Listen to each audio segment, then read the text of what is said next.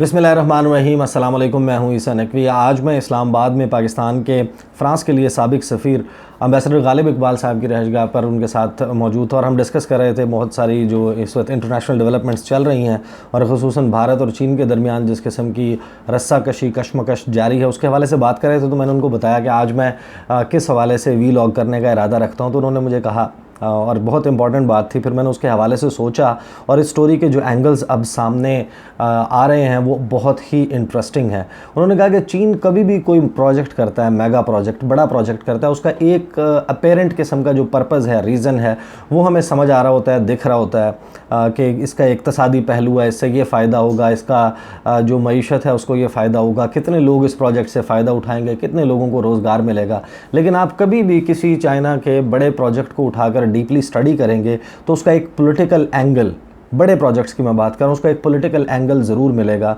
तो आप जिस वक्त ये वीलॉग करें उसमें जो पॉलिटिकल एंगल है उसके हवाले से भी बात करें। फिर मैंने कुछ एक दो स्टडीज़ पढ़ी, कुछ एक दो चीज़ें मैंने डॉक्यूमेंट्स देखे और उससे अब ये समझ आ रही है कि चीन जो है उसने बाकायदा अब एक बहुत बड़ा हथियार किसी हद तक तैयार कर लिया और कुछ अगले कुछ वक्त में जो है वो तैयार हो जाएगा और भारत के ख़िलाफ़ ये चीन का सबसे कारगर हथियार होगा, क्योंकि ये वो हथियार है जिसके ज़रिए भारत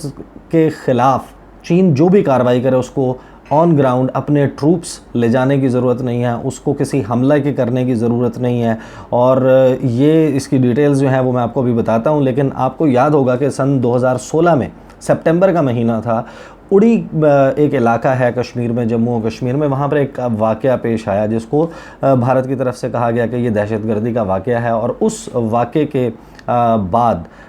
पाकिस्तान और भारत के दरमियान हालात बहुत ज़्यादा कशीदा हुए। न्यूयॉर्क जनरल असम्बली का जो सेशन है उसमें बहुत इसके हवाले से, उसकी साइडलाइंस के ऊपर इस पर बहुत बातचीत हुई। पाकिस्तान के मुज़ाकरात बाकायदा रुक गए और फिर एक मीटिंग नरेंद्र मोदी ने चेयर की जो उनकी वाटर की मिनिस्ट्री है उसमें, और उन्होंने वहाँ पर एक जुमला कहा। वो जुमला जो है उसके हवाले से फिर बड़ी बाज़गश्त हुई इस जुमले की। उन्होंने कहा कि खून और पानी एक साथ नहीं बह सकते। इल्ज़ाम जो है पाकिस्तान पर लगाया गया कि यह हमला पाकिस्तान ने करवाया और उस हमले को बुनियाद बनाकर पाकिस्तान का पानी रोकने की बात की गई। पाकिस्तान के इलेक्ट्रॉनिक मीडिया के ऊपर, पाकिस्तान के अखबारों में बहुत ही स्टोरी का चर्चा हुआ। लिखा गया कि आबी जारियत कर रहा है भारत जो है क्या कर रहा है पाकिस्तान के साथ, पाकिस्तान का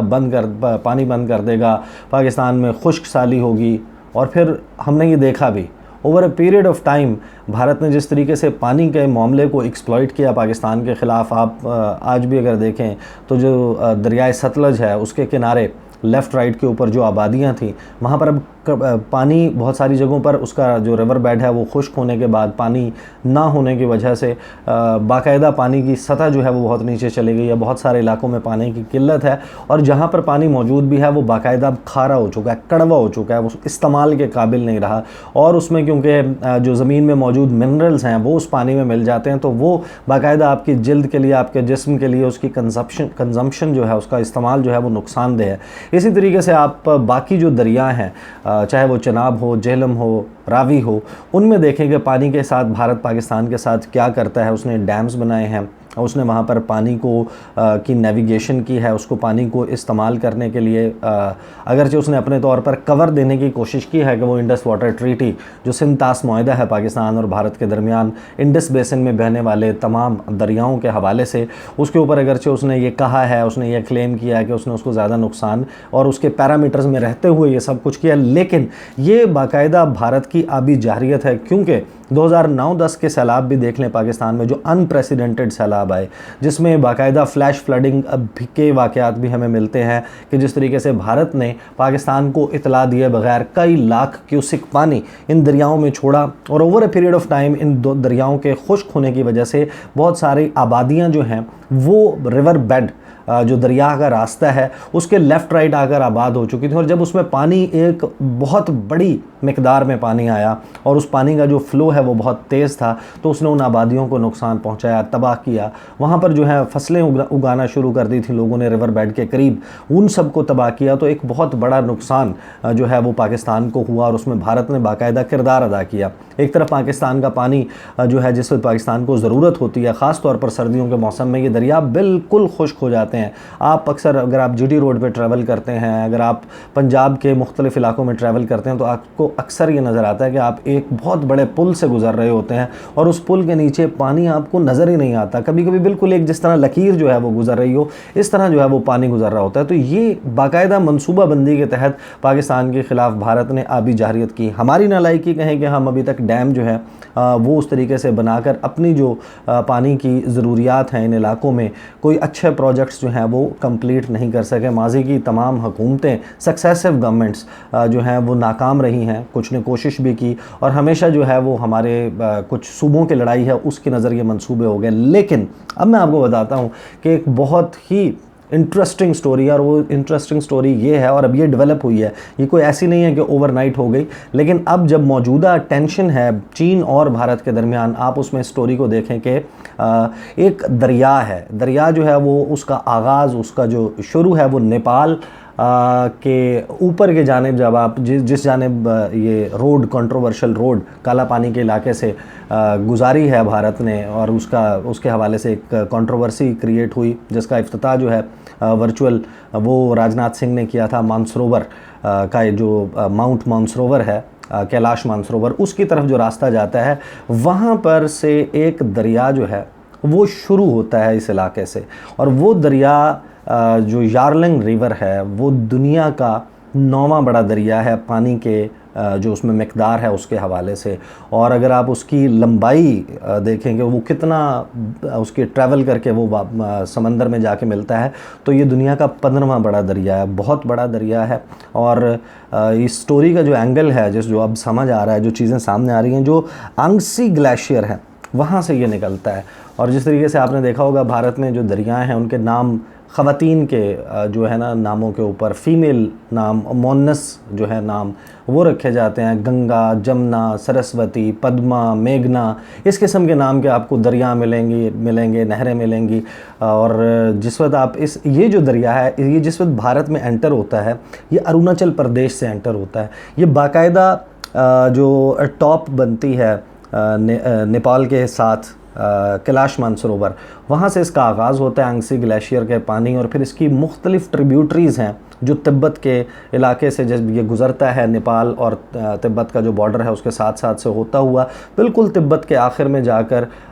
जो इलाका है अरुणाचल प्रदेश, वहाँ से ये भारत में एंटर होता है। और भारत में फिर ये ट्रैवल करता है अरुणाचल प्रदेश, उसके बाद ये आता है आसाम, आसाम के बाद ये दाखिल हो जाता है बांग्लादेश में, और फिर बांग्लादेश में फ़्लो करता हुआ ये जो है वो कुछ और मज़ीद दरियाओं में दरिया जो हैं वो इसमें मिलते हैं, और इवेंचुअली ये बे ऑफ बंगाल में समंदर में जाके गिर जाता है, शामिल हो जाता है। इस जो दरिया है, इस दरिया के ऊपर भारत का ये जो 2 रियासतें हैं, यहाँ पर एग्रीकल्चर तकरीबन जितना भी है वो डिपेंडेंट है, वो इस दरिया के ऊपर है ये। और इसके अलावा भी जो ये तमाम एरिया है, इसकी जो पानी की ज़रूरियात हैं वो मेनली इस दरिया से पूरी होती हैं। इसकी ट्रिब्यूटरीज़ मुख्तलिफ जो हैं वो हिमालयन रेंज में हमें मिलती हैं, जो इसमें दरिया में मज़ीद छोटे छोटे दरिया और ग्लेशियर का पानी मुख्तलिफ रास्तों से होता हुआ, क्योंकि ये सारी टेरेन जो है उसमें हम देखें कि हिमालयन रेंज है और पहाड़ हैं, और पहाड़ की जो ऊपर वाली जानिब है जो कि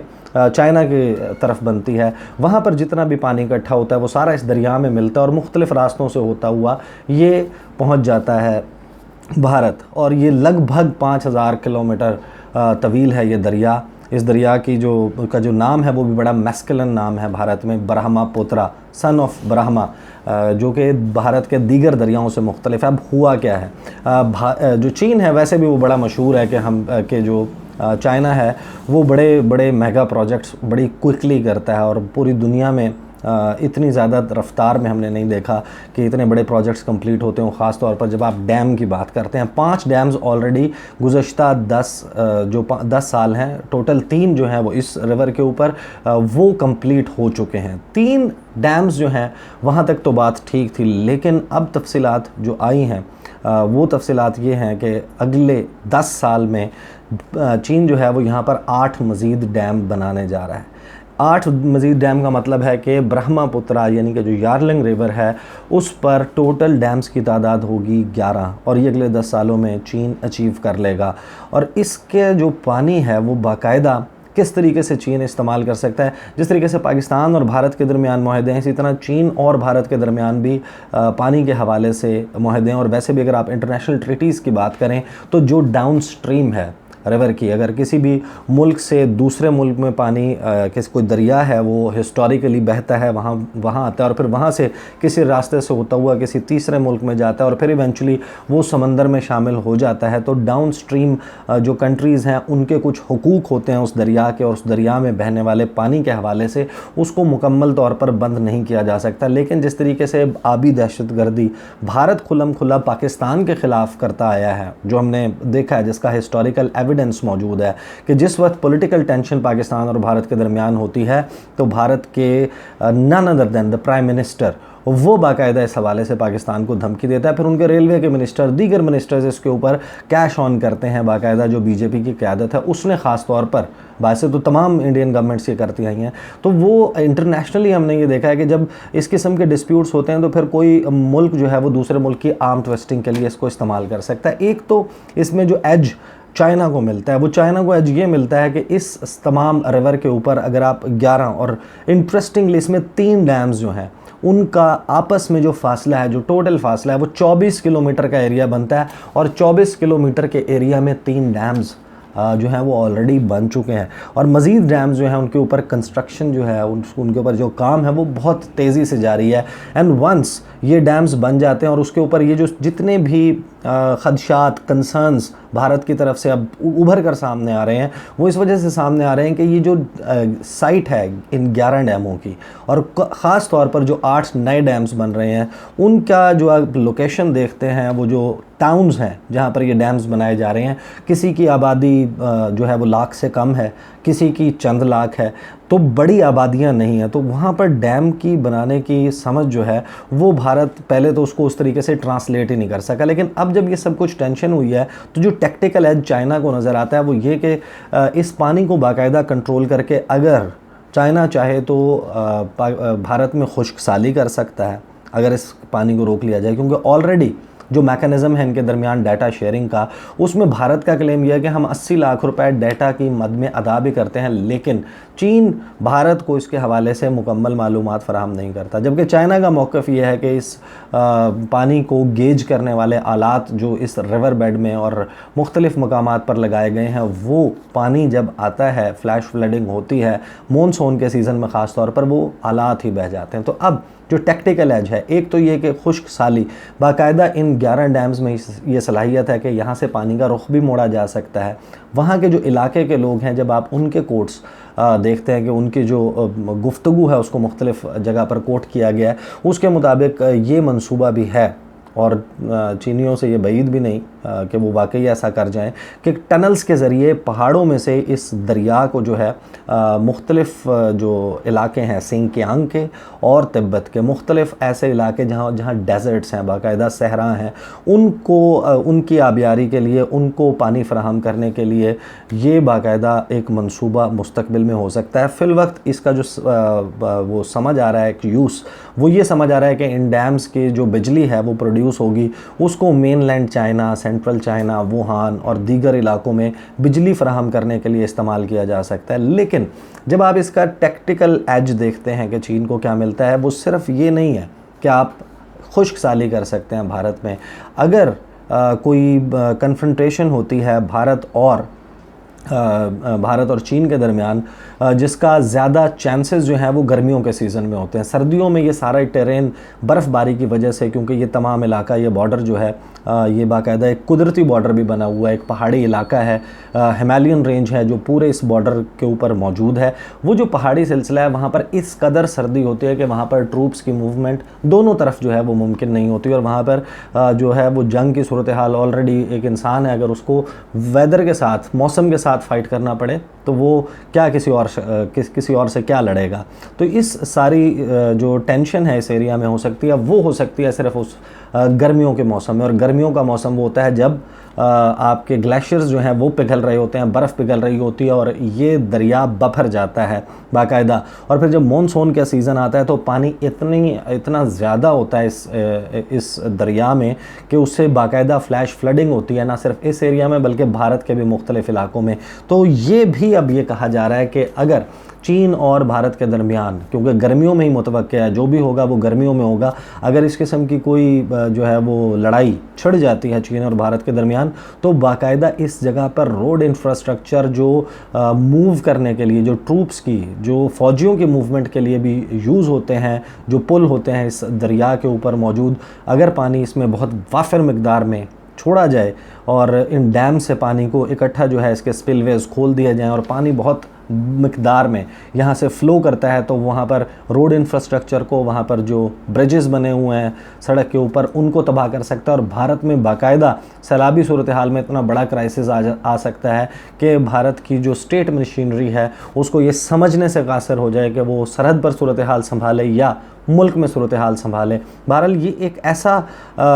एज जो है वो गेन किया है चाइना ने इस वक्त, जो और मज़ीद करने जा रहा है। 3 डैम्स तो बन चुके हैं लेकिन 8 मज़ीद डैम अगले 10 साल में बनाने जा रहा है। ये गालिबन जिसे कहते हैं कि अंग्रेज़ी का मुहावरा है what goes around comes around. जब आप किसी के लिए गड्ढा खोदते हैं तो ये भी इम्कान होता है कि उसी किस्म के किसी गड्ढे में आप ख़ुद भी गिर जाएं या उसी गड्ढे में आप ख़ुद गिर जाएं। एक तरफ मकबूजा कश्मीर में, इस इलाके में पाकिस्तान के में जो डाउन स्ट्रीम रिवर्स आ रहे हैं उसका पानी रोक के जिस तरीके से पाकिस्तान में खुश्क साली की गई, पाकिस्तान को नुकसान पहुँचाया गया। और हिस्टोरिकली आप देखेंगे जितनी दुनिया में सिविलाइजेशंस आबाद हैं, बड़े बड़े शहर मौजूद हैं, वो सारे पानी के किनारे होते हैं। समंदर का जो किनारा है वहाँ पर आपको बड़े बड़े शहर मिलेंगे, या आपको दरियाओं के बैंक पर, रिवर बैंक पर, दरिया के किनारे पर शहर मिलेंगे। जो बिल्कुल बेआबो गया सहरा है उसमें आपको कोई बड़ा शहर, एंशिएंट सिटी नहीं मिलेगी। कहीं ना कहीं वाटर रिजर्वायर, पानी का ज़ख़ीरा ज़रूर मौजूद होगा बड़े